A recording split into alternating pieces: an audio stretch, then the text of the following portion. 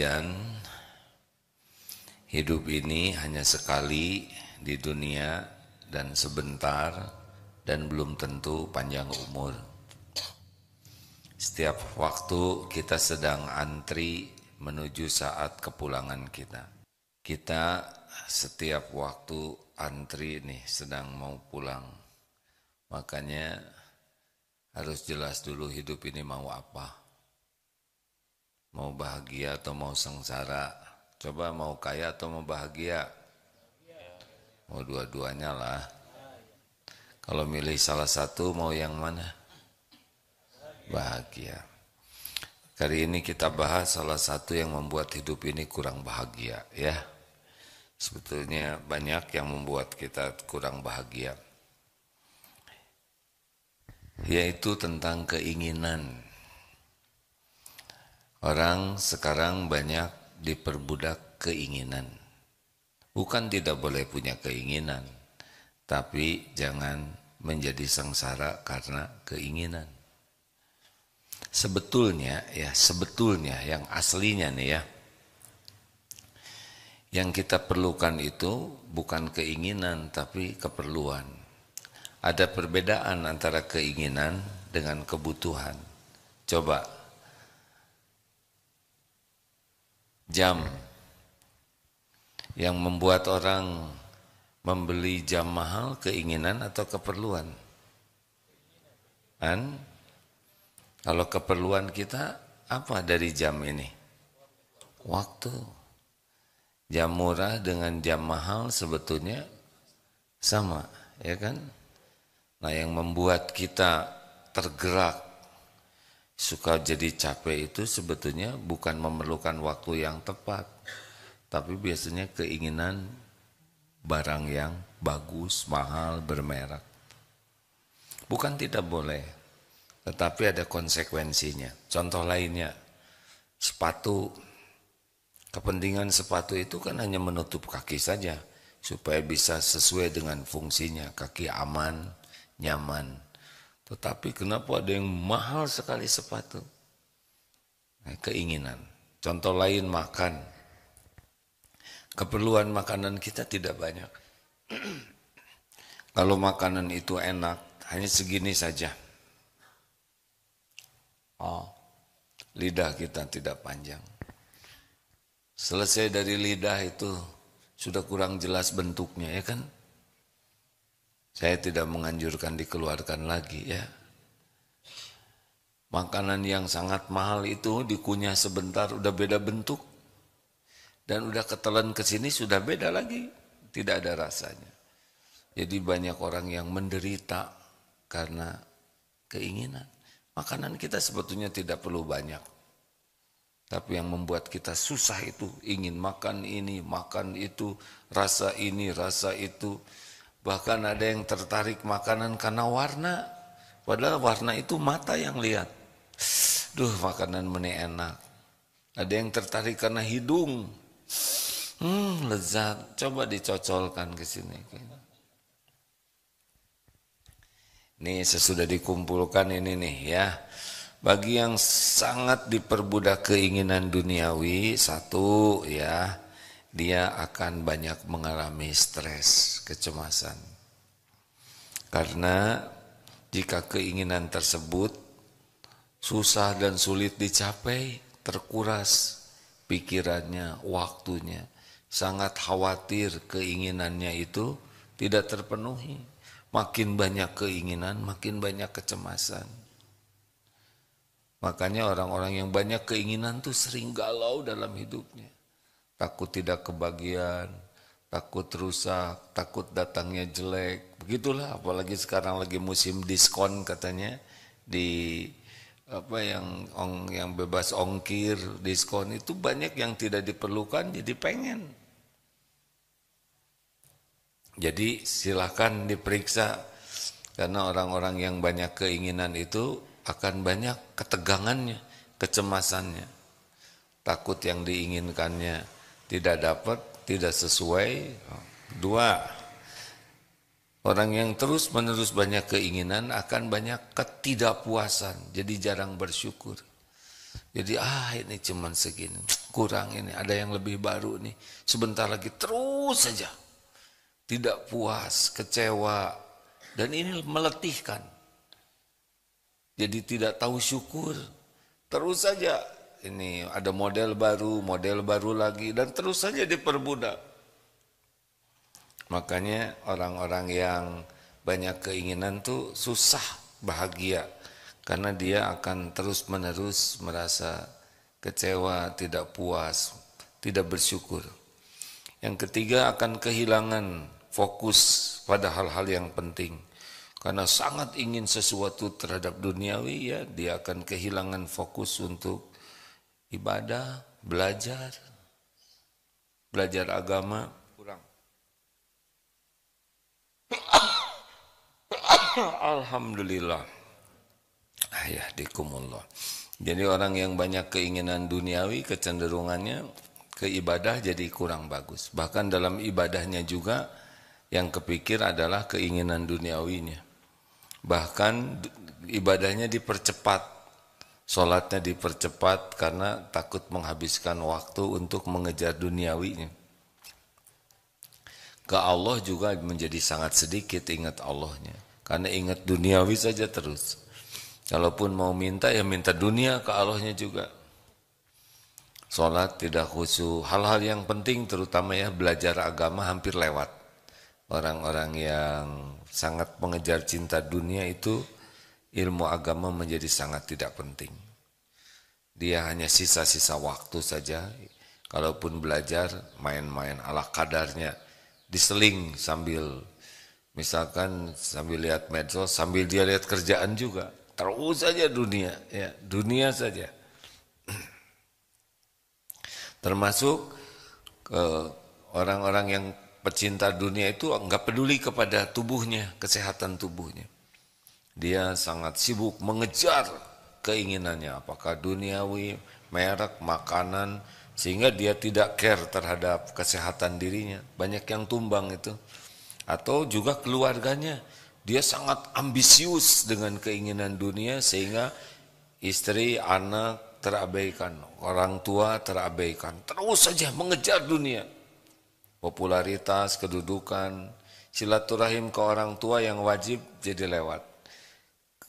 Hubungan di keluarga juga hanya sisa waktu saja. Dengan anak tiba-tiba kok udah SMP? Begitulah berarti dia tidak perhatikannya. Baru aja kelas 2 SD. Berarti 6 tahun dia enggak perhatikan. Lalu yang keempat, siap-siap menjadi raja utang. Ya, karena orang-orang yang diperbudak keinginan itu, dia menggampangkan perhitungan demi terpenuhi keinginannya. Jadi banyak hutang, banyak cicilan, pinjol dan sebagainya. Karena dia memang demi memenuhi ambisi dunianya, dia sampai tidak punya perhitungan normal untuk melihat tentang keuangannya. Jadi orang-orang yang diperbudak keinginan, dia akan cenderung bermasalah dengan keuangannya. Dililit hutang, ya begitulah, lebih besar pasak daripada tiang demi gaya. Lalu yang kelima, akan mengorbankan nilai-nilai dan prinsip-prinsip. Seorang yang diperbudak keinginan, dia bisa mencuri, dia bisa berbuat tidak jujur, dia akan korupsi, dia akan kehilangan nilai-nilai kehormatan sebagai integritas, kejujuran, martabat. Karena memang demi keinginan itu kadang-kadang menghalalkan segala cara. Lihatlah, tidak sedikit yang pendidikannya tinggi, gelarnya panjang, jabatannya tinggi, kemudian menjadi hina dina, pencuri, perampok, maling, koruptor. Itu kan sama saja, korupsi itu kan pencuri, maling, ya, merampok, merampas, perbuatan tercela. Padahal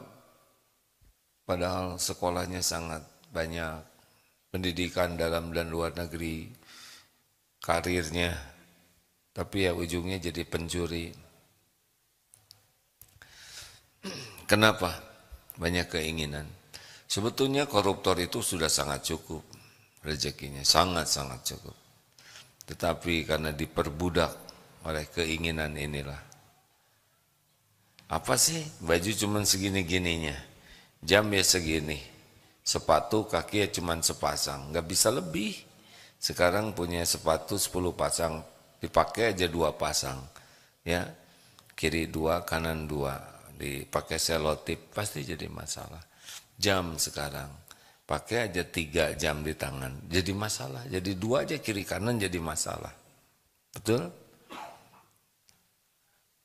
Apa sekarang dasi yang mahal itu ya pakai 2 gitu, jadi rumbe-rumbe ya. Kacamata ya cuma segini, sekarang tambah bulat 1 lagi di sini jadi 3, jadi pusing ya kan. Kacamata ada yang mahal sekali itu, padahal ya sama saja begini. Lanjut. Jadi siap-siap bermasalah keuangan. Oh, prinsip nilai-nilainya. Jadi tidak ada wibawa, nanti anak-anaknya tahu nih bapak saya ini pencuri. Bapak saya ini ngambil uang tidak halal. Padahal ya segitu-gitunya lah. Lalu yang keenam jelas orang yang diperbudak keinginan itu akan kehilangan ketenangan karena dia berlebihan dalam keinginan, akan terus mencapai lebih dan dia akan menjadi orang yang gampang iri dengki dengan orang lain. Tegang loh hadirin kalau punya keinginan tuh, takut nggak kebagian, takut nggak dapat. Kemudian kalau dapat juga belum tentu sesuai dengan keinginan, ya kan? Pengen lebih lagi, capek itu. Lalu iri dengki lihat orang lain yang dapat karena dia nggak dapat, seperti pilkada, pilpres dan sebagainya. Padahal kan ada takdirnya masing-masing ya. Kalau tidak pakai iman, stres sekali. Seperti yang disampaikan tadi, orang yang diperbudak keinginan akan sangat abai waktunya kepada diri sendiri, sehingga dia kurang tidur, kurang istirahat, ya, kurang olahraga, kurang dengan anak, kurang interaksi, ketemunya juga terbatas. Habis saja itu oleh mengejar-ngejar. Nanti badannya makin repot si tubuhnya tuh, karena makin tua kan pasti makin banyak keterbatasan tubuh ini. Ngumpulkan uang, tapi kalau sudah punya uang, nanti uangnya dibayarkan untuk kesehatannya. Berapa banyak yang dia ngirit uang sampai rusak kesehatannya demi uang, tapi sudah punya uang, kesehatan rusak, uangnya habis, dipakai membayar kesehatannya. Maaf ya, ini kita pasti makin tua nih, nggak mungkin terus-terusan kayak dulu. Puncaknya kita kan umur 30, selesai 30 tuh decline kita, turun hormon, enzim, massa otot terus berkurang. Tubuh kita makin lama ya makin melemah, makin bermasalah. Dulu tidak ada kolesterol, sekarang ada asam urat, diabetes. Terus, nah banyak orang yang sangat mengejar keinginan, lupa akan penurunan tubuh ini. Tua, nggak bisa apa-apa, makin lama nggak bisa menikmati apa-apa. Dan orang-orang yang pecinta dunia itu kecenderungannya dia jauh dari Allah Subhanahu wa taala. Dia akan kumpul dengan pecinta dunia lagi dan ngomongnya ngomong itu saja. Terus saling membanding-banding, nanti akan terus berlomba-lomba dengan duniawi. Tidak ada bahagia, tidak bisa bahagia. Makanya apa sih yang harus kita lakukan kalau punya keinginan? Ya tanya dulu, keinginan saya ini menguatkan iman saya atau tidak? Keinginan saya ini jadi amal soleh atau tidak? Gitu aja, itu kuncinya cuma dua. Iman, amal soleh. Kalau mau bahagia ya. Tapi nafsu memang selalu membuat kita diperbudak keinginan. Tapi orang yang berakal jernih, belajar.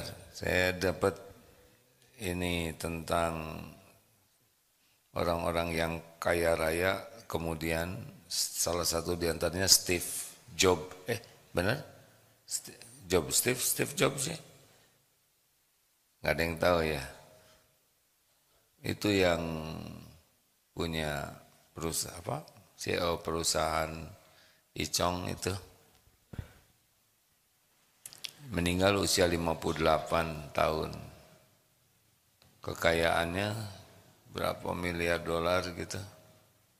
Tidak bisa menolong. Mau diapain uang? Kan? Uang simpen di bank, lihat tidak, megang tidak, make juga tidak. Karena rezeki kan cuma 3. Yang dimakan jadi kotoran, yang dipakai jadi usang, dan yang dinafkahkan di jalan Allah. Harus kita benar-benar berpikir, ini keinginan saya ini bisa nambah iman atau ngurangin iman. Keinginan saya ini jadi amal soleh, lalu jadi amal salah. Kalau tidak berhasil meningkatkan iman, pasti ini keinginan membuat kita tidak bahagia. Kalau ini tidak jadi amal soleh, malah jadi ria, sombong, ujub, pasti tidak bikin bahagia. Kita beli barang, nah barang ini ternyata membuat kita ujub, membuat kita tersita waktunya memikirkan barang ini, membuat kita hidup diperbudak oleh barang ini. Gara-gara barang ini kita tidak bayar zakat, gara-gara barang ini kita jadi pelit karena demi barang ini. Barang ini membuat kita hidupnya ujub, ria, dan terikat hati kita. Karena makin bagus, makin mahal, kita makin terikat. Terus mau apa? Terus dibawa mati tidak barang ini. Harus kecerdasan kita sampai ke sana. Ya. Jangan sampai kita punya barang di dunia menyesahkan, menguras pikiran, merusak ibadah kita, mengotori hati kita. Terus jadi apa? Apa arti hidup kita ini ya? Yang disenangkan cuma nafsu, nafsunya juga terbatas. Nafsu tidak terbatas ya, membuat kita menjadi orang yang kehilangan syukur. Kita tidak menilai orang lain ya, jangan menilai orang lain. Karena boleh jadi orang punya yang bagus biasa aja. Seperti Nabi Sulaiman punya istana, jadi raja ya biasa saja. Karena beliau tahu ilmunya. Jadi ilmu ini bukan menilai orang lain. Hati-hati ya. Yang wah si itu, si ini, jangan. Itu bukan coupling kita. Oh tapi itu mobilnya mahal, siapa tahu ya sedekahnya. Misalnya mobilnya 1 miliar, tapi sedekahnya 100 miliar, sedekahnya 25 miliar. Kita kan tidak tahu ya mahal itu menurut kita. Jadi ini untuk diri sendiri saja. Untuk diri sendiri saja. Ayo kita biasakan hidup pakai akal sehat yang jernih. Makanya harus jelas dulu mau apa hidup ini. Kalau mau bahagia kuncinya cuma 2. Apa? Iman dan amal soleh. Cuman itu. Apakah keinginan saya menguatkan iman atau merusak iman? Apakah keinginan saya membuat kita nambah amal soleh atau membuat amal salah? Kalau tidak berhasil menaikkan iman dan tidak berhasil jadi amal soleh, kita akan menderita oleh keinginan ini. Begitu. Silakan saja dipikirkan. Maka kalau punya keinginan, nah sesudah itu istiqoroh. Karena yang kita inginkan itu belum tentu baik menurut Allah Subhanahu wa taala. Wa asa an takrahu syai'a wa huwa khairul lakum. Boleh jadi engkau tidak suka pada baik menurut Allah bagimu.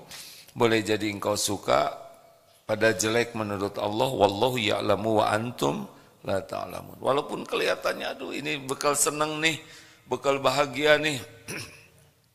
Istiqoroh.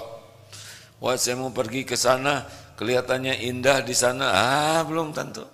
Sampai di sana dikasih penyakit, ketemu copet dan sebagainya. Berapa banyak yang merasa akan bahagia di suatu tempat padahal jadi menderita. Allah yang Maha tahu. Makanya istiqoroh. Lalu apalagi kalau punya keinginan, kalau udah ingin sekali, tahan. Karena kalau sudah sangat ingin, akal sehat kita tuh sedang turun. Nah, tunda kalau tidak urgen ya. Jangan semuanya jadi harus segala ada. Kalau ditahan dulu, lama-lama akan melunak hati kita. Kalau segera dipenuhi, nanti kita banyak penyesalan. Jangan tergesa-gesa. Jangan tergesa-gesa. Kalau udah punya keinginan, jangan tergesa-gesa. Ya, keinginan duniawi. Tidak harus semuanya segala ada sekaligus. Nah, bagaimana nih? Diskusilah dengan yang ahli kalau bisa. Jangan diskusi dengan sama-sama pecinta dunia.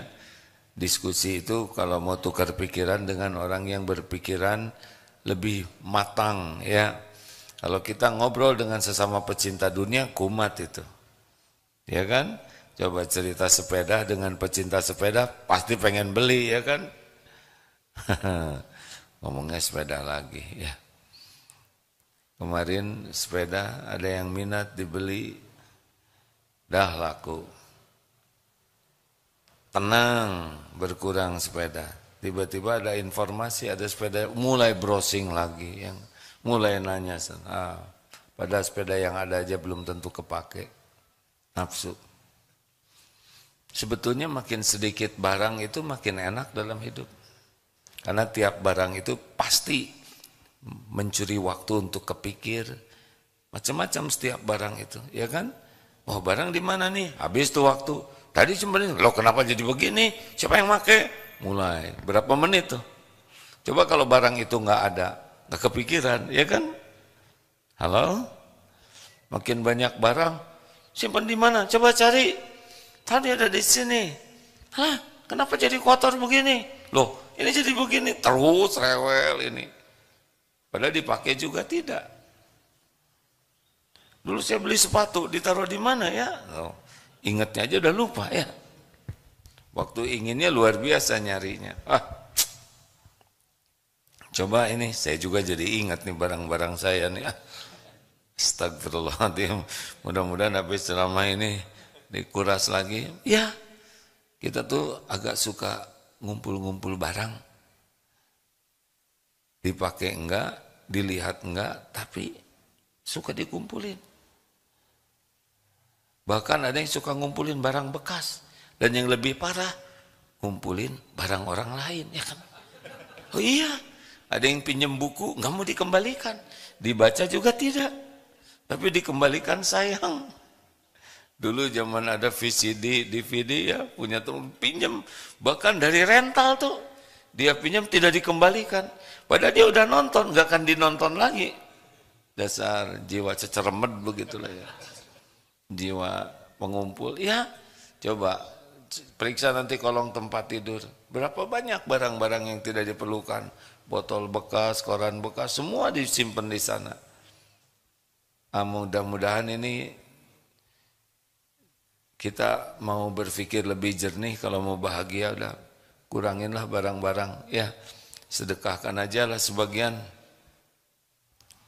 Katanya hidup minimalis itu lebih simpel. Ada yang melengkapi, menambahkan, silakan. Makanya harus jelas dulu mau apa hidup ini, gitu aja lah ya. Kalau mau menderita ya sudah, nggak usah pakai ceramah ini. Tapi kalau mau bahagia, ya kita harus lebih disiplin. Bahagia itu kuncinya cuma dua, apa? Iman dan amal soleh. Bukan karena barang, karena benda, sama sekali tidak membuat bahagia. Kecuali kalau dijalaninya dengan penuh keimanan, ini cuma titipan Allah, ini milik Allah, ini ujian dari Allah, ini akan dipertanggungjawabkan di hadapan Allah. Itu bahasa iman begitu. Jadi bahagia itu bukan dari memiliki sebetulnya, dari berbagi. Jadi kalau kita berpedoman kepada hadis Rasul, artinya mempedomani akhlaknya, itu kan ada hadis yang menyebutkan Rasul itu pada saat meninggal itu tidak meninggalkan tidak meninggalkan dinar, tidak meninggalkan apa namanya itu, pokoknya harta lah gitu. Tidak meninggalkan harta dan tidak meninggalkan wasiat. Artinya miskin lah gitu, miskin. Jadi saya agak bingung juga nengok umat sekarang. Nah, begini. Lebih baik tidak menilai orang lain, karena siapa tahu punya pegangan. Jadi lebih baik kita nilai diri sendiri aja. Jangan-jangan orang yang kita nilai lebih soleh dari kita, ya kan? Sudah beramal lebih banyak, jadi sudah sedekah lebih banyak.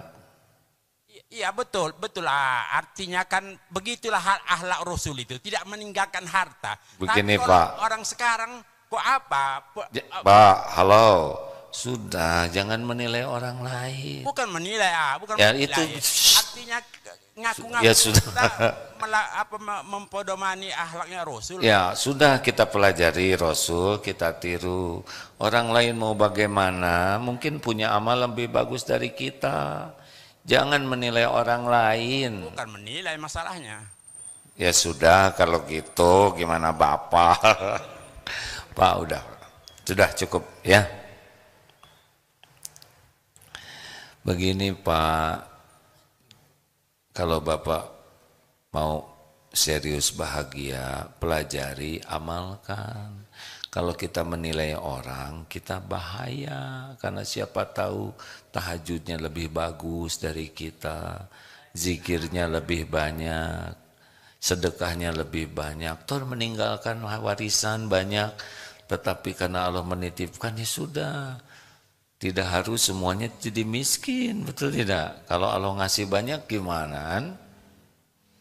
Nah begitulah. Jadi yang paling penting dalam hidup ini adalah kita belajar, kita amalkan, sangat berhati-hati menilai orang lain.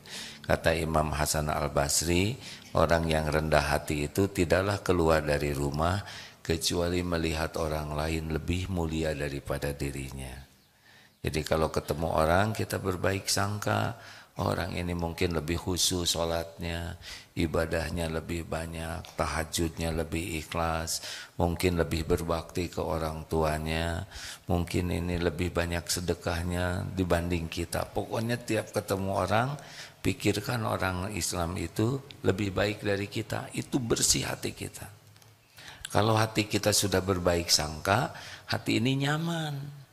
Kalau ini nyaman, maka ucapan kita jadi nyaman, tindakan kita juga jadi nyaman, lalu nanti yang mendengarnya ikut nyaman. Tapi kalau hati kita sudah menilai orang lain jelek, kecenderungannya hati kita tidak nyaman. Kalau ini tidak nyaman, nanti ucapan kita jadi tidak nyaman juga, baik untuk kita maupun untuk orang lain. Makanya dinasehatkan untuk berbaik sangka kepada orang lain. Kita tidak tahu kedudukan orang di sisi Allah, benar? Dan misalkan ada orang yang takdirnya kaya raya, seperti Imam Abu Hanifah sangat kaya, itu sangat mengenal Rasulullah. Dan tidak salah menjadi orang kaya, kalau Allah takdirkan kaya ya kaya. Tapi menjemputnya dengan penuh keimanan dan cara yang benar. Sudah dapatnya juga banyak sekali bersedekah. Beliau sudah banyak bersedekah, kemudian wafat, masih banyak peninggalannya seperti Utsman bin Affan. Tidak salah sama sekali ya. Tidak harus menjadi tidak punya apa-apa. Padahal Utsman bin Affan itu adalah sahabat Rasulullah SAW. Jadi benar-benar bijak. Jadi tiap orang punya kapling takdir masing-masing. Yang penting iman dan amal soleh, gitu ya, gitu ya Pak. Ya harus, pokoknya sederhana Pak. Kalau kita benar ya, kita akan nyaman. Kalau ada yang tidak benar, pasti Allah buat tidak nyaman. Lanjut. Ada lagi? Ayo Pip. Halo. Cek. Cek bismillah. Ya. Assalamualaikum, izin dari Medsos ada yang bertanya, bagaimana dengan keinginan untuk keliling dunia untuk melihat luasnya bumi Allah Subhanahu wa taala? Kadang memang keinginan seperti ini sebenarnya jalan-jalan utamanya. Bagaimana meluruskan niatnya? Terima kasih. Kan memang dalam teorinya wah kita bakal seneng nih, di sana pemandangannya indah. Ya kalau sehat ya kan. Kalau di sana muntaber mah nggak ada yang indah hadirin. Dan itu bisa seketika itu. Oh iya. Coba kita mau jalan-jalan misalkan ke luar negeri, pantai. Tapi pas di pantai digigit hiu kan beda lagi urusannya ya kan. Serius. Kita sama sekali tidak tahu apa yang akan terjadi dalam jalan-jalan itu. Tinggal salah makan aja bisa diare itu. Ada yang pergi jalan-jalan, kecopetan, hilang, paspor, uang. Ada yang jalan-jalan ke sana, ditipu. Ada yang jalan-jalan, betapa banyak hal yang tidak diduga bisa terjadi.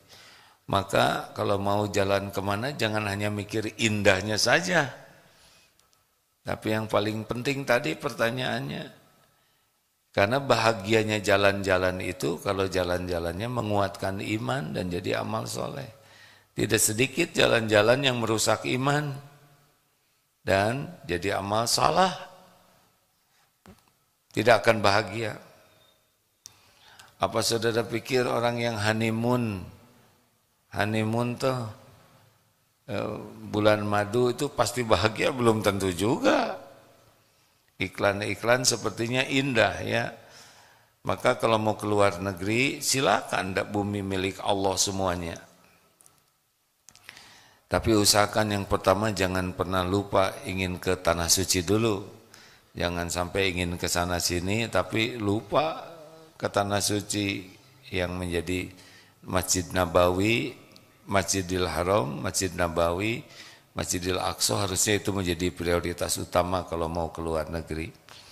Tapi kalaupun akan berangkat keluar, maka luruskan niatnya benar-benar. Ini harus nambah iman ini, jangan sampai merusak ya. Karena tidak ada bahagia. Tinggal dibikin satu kasus aja, udah bertengkar terus tuh selama perjalanan tuh. Uring-uringan saja.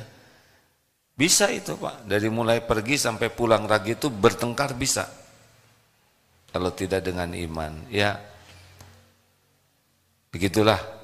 Luruskan niat mau apa, di sananya juga harus jaga diri, makanan jangan sampai makan yang tidak halal. Kemudian sibuk melihat pemandangan pantai yang ternyata bergelimpangan. Sudahlah, saya tidak usah ngomong ya. Yang akhirnya jadi dosa. Suatu saat juga ada yang ngajak ke pantai musim panas. Aduh, ini kayak pindang begini. Gak bisa ini, jaga pandangan. Nafsu sih pengen melihat, tapi kan tidak boleh. Yang pas sudah pindah aja, pas balik kanan ternyata tempat mandinya. Wah, tempat berantakan. Apa coba untungnya? Tahajud bisa hilang, sholat tepat waktu bisa hilang. Kalau tidak hati-hati ya. Walaupun banyak pelajaran yang bisa diambil kalau niatnya benar. Begitu, silakan. Assalamualaikum, bagaimana kita membedakan keinginan dan nafsu semata? Dan bagaimana kiat-kiatnya kita menyelaraskan keinginan dengan maunya atau kehendak Allah? Terima kasih sebelumnya. Ya. Sebetulnya ini materi ceramah dari tadi ya. Jadi ya kita harus belajar agama supaya tahu bahwa yang kita inginkan halal atau tidak, makruh atau tidak, ya haram atau tidak, makruh atau tidak, mubah atau tidak. Kalau kita tidak tahu ilmunya rada berat ya. Kemudian kalau nafsu itu memang kalau udah suka, nafsu itu kecenderungannya mau saja. Nah si nafsu ini suka berbalik dengan yang Allah sukai. Contoh, nafsu sukanya kita tidur atau tahajud? Jawab. Tidur. Allah sukanya kita tidur atau tahajud? Nafsu sukanya kita saum atau enak makan? Allah sukanya kita ada waktu saumnya tidak? Begitu. Nafsu suka tidak kita sedekah? Tidak, nafsu tidak menyukai kita sedekah. Maunya jajan, kepentingan pribadi. Tapi Allah sukanya kita sedekah atau tidak? Sedekah. Lihat medsos. Nafsu pasti sukanya yang sia-sia dan maksiat. Tapi Allah menyukai kita yang manfaat. Demikianlah. Jadi kalau kita sudah senang kepada sesuatu, periksa aja. Ini nafsu atau bukan. Ya. Tapi kalau kita tunda sebentar lalu kita doa, nanti akan kerasa ini nafsu atau tidak. Biasanya orang itu tidak ditunda tuh. Kalau udah nafsu pengen tuh kejar terus. Nah ini sudah masalah.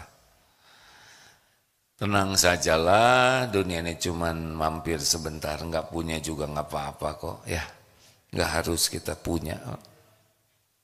Yang harus itu iman meningkat dan jadi amal soleh. Teman-teman HP-nya bagus ya udah doakan aja sing barokah. Tapi HP kita jelek ya nggak ada masalah, yang penting halal. Betul tidak? Dulu aja nggak punya HP nggak apa-apa. Ini orang-orang udah pada punya motor, masa kita belum punya? Ya nggak apa-apa kalau nggak punya, banyak ojek, betul? Yang penting kan nyampe. Tapi saya nggak bisa bayar ojek, atau tinggal lari aja ya. Kalau gitu kalau lari nanti saya capek ya udah larinya sambil diam, udah gitu aja. Gimana sih? Hidup ada pilihan ya. Ustadz, saya mau bertanya, saya bekerja untuk keluarga saya, tapi Ustadz saya harus lepas hijab saya. Memang gajinya besar, apakah usaha saya itu kurang berkah karena saya lepas hijab, Pak? Ini ujian ya. Perintah Allah itu bukan memperbesar gaji, tapi menggunakan hijab. Caranya gini, nanti meninggal, pas meninggal maunya mau bagaimana nih? Mau sedang berhijab, mau sedang tidak berhijab. Ilmunya sudah sampai, pengetahuannya sudah sampai. Memang berhijab ini bagi lelaki mungkin mudah menceritakannya, tapi bagi wanita perlu perjuangan, terutama yang dari awalnya belum mengenal Islam. Kalau sudah semakin yakin perintah Allah berhijab, pakai. Nggak mungkin mengurangi rezeki karena yang membagikan rezekinya juga Allah. Tapi gaji besar itu ujian. Kalau menurut sih pilihlah yang disukai Allah karena tidak akan bisa tenang hidup. Tidak dengan kepatuhan ke Allah, tidak bisa tenang. Nanti gimana, nanti gajinya kecil, nggak apa-apa gaji kecil, yang penting tiap perlu cukup. Karena bukan besar kecil, yang penting itu cukup. Sekarang gaji besar, oleh Allah dibuat keperluannya lebih besar, tapi tidak cukup nantinya. Gampang itu bagi Allah. Buat aja kejadian-kejadian yang membuat kita kekurangan aja terus. Tapi orang yang benar-benar mau patuh ke Allah, Allah kan tahu keperluan kita. Nanti cukup, tenang hatinya. Kalau menyarankan sih jangan tergiur dengan untung, gaji besar. Itu hanya cobaan saja, ujian dari Allah. Tidak bisa membuat bahagia. Pasti tidak bahagia dengan dunia. Assalamualaikum, AA, izin bertanya. AA, suka ada rasa jenuh tidak dalam menyelarkan agama? Kalau tidak ada rasa jenuh, bagaimana kiatnya? Oh, enggak. Senang. Senang berbagi ilmu. Kalau saya bahagia dengan ilmu ini, kan saya senang kalau orang lain jadi ikut bahagia. Betul tidak? Kan? Misal kita dapat ilmu, terus kita jadi bahagia dengan ilmu itu. Nah kita berbagi. Berarti kan senang kita lihat orang lain bahagia. Betul tidak? Terus mau ngapain juga ilmu dikumpul-kumpul sendirian? Tambahan lagi nanti kalau saya meninggal, kan ini bekal pulang saya nih. Ilmu yang manfaat insya Allah. Saya kan bekal meninggal. Pasti. Suatu saat nggak akan ada lagi di kursi ini nih. Nah, nanti ada 3 teman. 1, ilmu yang manfaat. 2, amal jariah. 3, anak yang soleh yang mendoakan. Memang dalam dakwah juga harus diatur, jangan sampai terus dakwah sehingga kehilangan waktu untuk diri, untuk keluarga, untuk anak, untuk belajar, untuk silaturahim. Gak boleh, itu juga nanti jadi tidak adil ya. Jadi dakwah, tapi waktu untuk ngurus diri, waktu untuk keluarga, waktu untuk belajar, harus cukup, karena hidup bukan hanya dakwah saja ya. Begitu. Bismillahirrahmanirrahim. AA izin bertanya, kan tadi katanya ketika kita keinginan itu, ketika kita bukan ketika diperbudak, ketika diperbudak keinginan. Ketika diperbudak keinginan, itu akan muncul rasa kecemasan yang berlebih. Bagaimana ketika kita sudah meminimalisir untuk meyakinkan kepada Allah bahwa keinginan kita tuh sudah disederhanakan, tapi masih timbul rasa kecemasan itu yang berlebih. Ya, pada prinsipnya kecemasan itu karena Allah menginginkan kita lebih bergantung ke Allah. Cemas itu biasanya karena kita tidak bergantung kepada Allah dan bergantung kepada selain Allah, itu cemas. Coba aja diperiksa. Kalau kita yakin ada Allah yang maha baik, ada Allah yang maha melindungi, maha menjaga, maha mencukupi, dan selama ini juga dijaga oleh Allah, dicukupi. Kita maunya jadi dekat ke Allah, itu tidak akan cemas. Tapi kalau sibuk dengan ini itu tapi tidak nyambung ke Allah, pasti nanti dibikin cemas. Berharap dari makhluk, bersandar kepada makhluk, bersandar kepada tabungan, gaji, keinginan orang, itu pasti akan tidak tenang. Jadi intinya kecemasan itu imannya harus ditingkatkan, keyakinannya. Karena dia akan bersandar kepada selain Allah, itu yang membuat tidak tenang. Ya, baik. Terima kasih.